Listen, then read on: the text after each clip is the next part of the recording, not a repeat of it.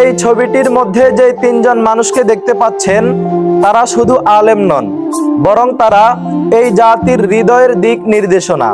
তাদের চোখে আছে উম্মাহর স্বপ্ন, তাদের কণ্ঠে আছে আল্লাহর দ্বীন প্রতিষ্ঠা করার ডাক।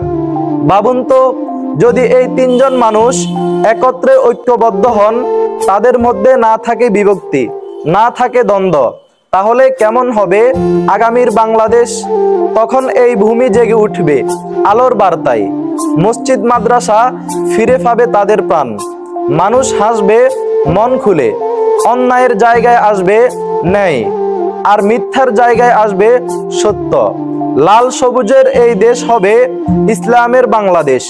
এই তিনজন আলেমের ঐক্য মানে অন্ধকারের বিরুদ্ধে এক নতুন সূর্যের উদয়।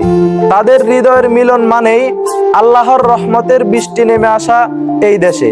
হয়তো তখন পুরো জাতি একসাথে ঐক্যবদ্ধ হয়ে বলবে, আমরা চাই এই তিনজন আলেমের নেতৃত্ব, আমরা চাই আগামীর বাংলাদেশ হবে ইসলামের বাংলাদেশ, ইনশাআল্লাহ।